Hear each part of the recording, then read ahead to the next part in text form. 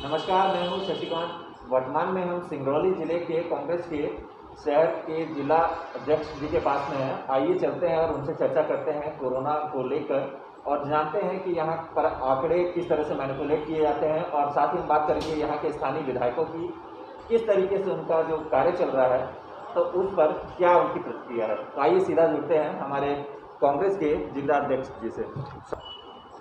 क्या कुछ कहेंगे, अभी फिलहाल कोरोना के जो मामले सामने आ रहे हैं, लगातार आंकड़ों में आंकड़े चोरी करने की बात निकल कर सामने आ रही है, तो ऐसे में क्या कहेंगे आप?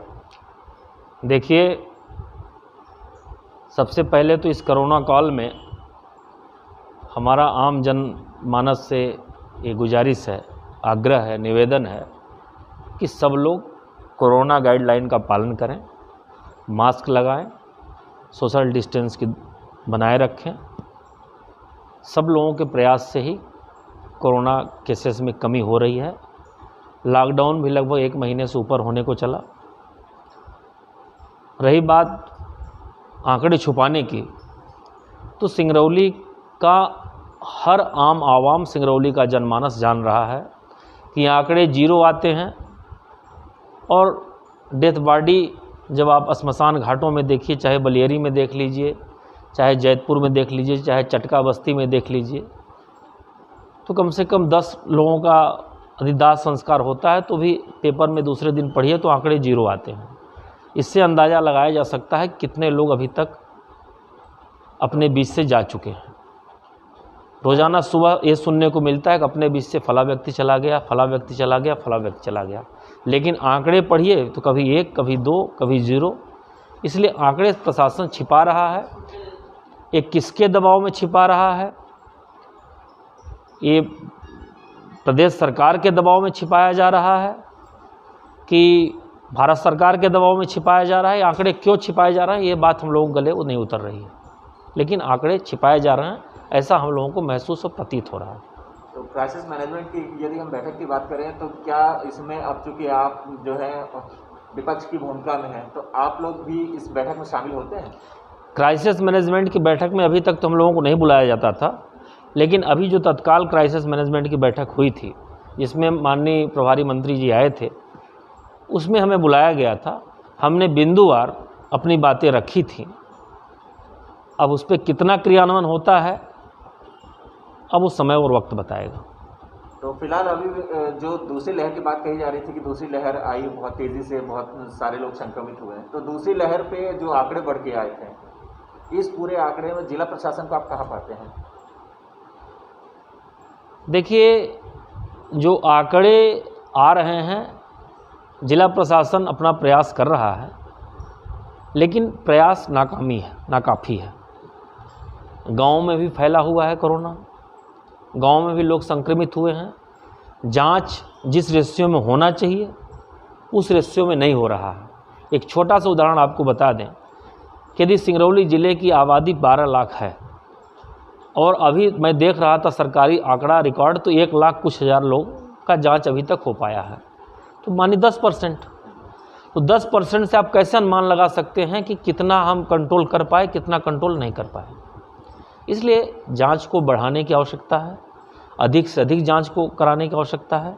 हर पंचायत लेवल और वार्ड लेवल पर जांच टीम का गठन करके, और जब तक जांच नहीं बढ़ाई जाएगी तब तक कोरोना को हराना मुश्किल काम है।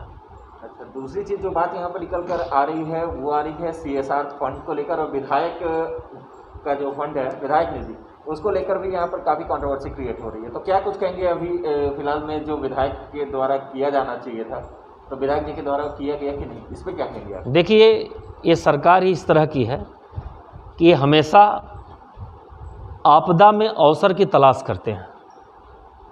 इस कोविड महामारी में पूरे भारतवर्ष में, पूरे विश्व में इतनी बड़ी आपदा आई है, इस आपदा में भी प्रदेश सरकार और देश की सरकार अवसर तलाश रहे हैं। उसी तरह निर्देश यहाँ के विधायक और कार्यकर्ताओं को भी है। अभी आपको बता दें, लगभग 5000 राशन किट NCL और हिंडाल्को के द्वारा जो वितरित पिछली बार भी किया गया था, उसे कलेक्टर साहब के निर्देश पर नगर निगम में मंगवा लिया गया। हम लोग 1 महीने से प्रतीक्षा कर रहे हैं जब से किट गई है कि किट आखिर बटी कहाँ, कब बट रही है, कैसे बट रही है। कौन बांट रहा है? मैंने नगर निगम सिंगरौली आयुक्त से भी पूछा तो उन्होंने कहा 1-2 दिन में हम लोग सर्वे कर रहे हैं, सर्वे के बाद बांटेंगे। लगभग 1.25 महीने लॉकडाउन को हो गया और अभी तक उनका सर्वे हुआ या नहीं हुआ हमें तो नहीं पता। 2-3 दिन से ये देखने को मिल रहा है कि माननीय विधायक जी, माननीय जिला अध्यक्ष भाजपा, उनके मंडल अध्यक्ष, कार्यकर्ता सोशल मीडिया में फ़ोटो खिंचवाते हैं। नगर निगम का अमला 407 से राशन की किट लेके पहुंचता है और उसी को बांटकर अपना पीठ थपथपाते हैं और सोशल मीडिया में फ़ोटो खिंचवाकर अपनों को जनसेवक बता रहे हैं। हम विधायक जी से पूछना चाहते हैं कि आपने अपने विधायक निधि से और स्वयं की निधि से आपने सिंगरौली के आम जनमानस को कितना राशन बांटे हैं आप, या आपने क्या क्या दिया है? इसलिए विधायक जी फ़ोटो खिंचवाना बंद कीजिए। जो राशन आया है उसको तत्काल, जो गरीब हैं, चाहे वो सिंप्लेक्स बस्ती हो, चाहे वो गोलाई बस्ती हो, चाहे निगाही बस्ती हो, चाहे बसोर मोहल्ला मोरवा मेढ़ोली का हो, चाहे पटेल मोहल्ला मोरवा का हो, चाहे चटका नाला हो, चाहे ग्रीन हार्ट हो, यहाँ के मज़दूरों को तत्काल राशन की आवश्यकता है और तत्काल कलेक्टर साहब संज्ञान लें और तत्काल राशन अपने अमले के द्वारा इसको तत्काल बंटवाएं। यदि विधायक जी के इंतज़ार में राशन रहेगा, विधायक जी बांटेंगे तभी राशन बटेगा, तो सिंगरौली की जनता भूखों की कगार पे है और भूखों मरेगी। तो लगातार इस कोरोना काल पे एक चीज़ जो निकल कर आई है, महंगाई, चाहे वो आम तौर पे यूज़ होने वाला सरसों का तेल हो या फिर रिफाइनरी हो या फिर पेट्रोल हो, सारे के सारे खाने पीने की चीज़ों से लेकर पेट्रोलियम तक में आग लगी हुई है। तो क्या कुछ कहेंगे आप अभी फिलहाल में जो महंगाई चल रही है? देखिए क्या है, एक तो लॉकडाउन, ऊपर से महंगाई की मार और आम जनता घरों में कैद, तीसरी कोरोना की लहर, कोरोना के चपेट में आखिर आम इंसान कैसे जिए? 101 रुपये 43 पैसे पेट्रोल हो गया, 92 रुपये 46 पैसे डीजल हो गया, 200 रुपये किलो सरसों का तेल हो गया। आखिर आम इंसान कैसे जिएगा? मैंने इसीलिए कहा कि आपदा में अवसर की तलाश माननीय शिवराज सिंह जी और माननीय प्रधानमंत्री मोदी जी कर रहे हैं। इनको इसके बाद भी नहीं समझ में आ रही है कि हम अपने रेट को कम करें। दवाइयों की कीमत उतनी है, और तो आप छोड़ दीजिए, यदि कोई कोरोना काल में कोई प्राइवेट अस्पताल में पहुंच गया है तो इतने महंगे उनसे बिल वसूली की जा रही, लाखों लाख की बिल वसूली की जा रही है, जबकि समस्त प्रदेशों में और देश में एक कोरोना का किट, कोरोना का जो पैकेज फिक्स है।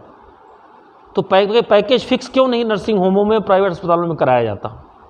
क्यों 300 रुपये प्रति घंटे की दर से सिलेंडर चार्ज किया जा रहा है गैस सिलेंडर का, जबकि वही 400 रुपये में गैस सिलेंडर सरकारी दर पर उपलब्ध हो रहा है अस्पतालों को?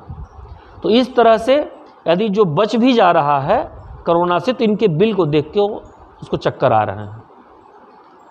इसलिए मेरा कलेक्टर साहब से ये भी अनुरोध और निवेदन है कि वो जो प्राइवेट अस्पताल हैं उन पे अंकुश लगाएं, उन पे एक दर तय करें कि ऑक्सीजन का दर क्या होगा, इंजेक्शन का दर क्या होगा, पैकेज क्या होगा। हमें देखने को ये मिल रहा है कि जो यहाँ प्राइवेट अस्पताल हैं और चिरायू हॉस्पिटल भोपाल से भी ज़्यादा महंगा अपना प्राइवेट अस्पतालों का दर है। ये हमने बिल में उठा के कंपेयर किया है। इसलिए जिला प्रशासन से मैं आपके माध्यम से आग्रह करूंगा कि तत्काल इस पर नियंत्रण कराया जाए और दरें तय की जाएं। इसी तरह सिटी स्किन की बात है। नेहरू चिकित्सालय इतना बड़ा चिकित्सालय है, 20 करोड़ रुपए प्रधानमंत्री जन सहायता कोष में दे दिया, 4 करोड़ रुपए मुख्यमंत्री जन सहायता कोष में दे दिया। घर एक लड़का गोही चाटे ममा खाए मावट। जिस सिंगरौली का पॉल्यूशन सिंगरौली की जनता खा रही है, आज वो सिटी स्किन के लिए लंबी लंबी लाइन लगा रही है। NCL में इतनी आधुनिक मशीन सिटी स्किन की बंद क्यों है? उसको चालू क्यों नहीं कराया जाता? यदि जितना 20 करोड़ ये आपदा प्रबंधन में दिए हैं, उस 20 करोड़ में तो आज कम से कम 1000 बेड ऑक्सीजन युक्त यहाँ तैयार हो गया होता। और जो अफरा तफरी अभी 1 हफ्ता पहले यहाँ मची हुई थी ट्रामा सेंटर में और प्राइवेट अस्पतालों में, जगह नहीं मिल रही थी, कम से कम वो न मिलती और किसी की मौतें न होती।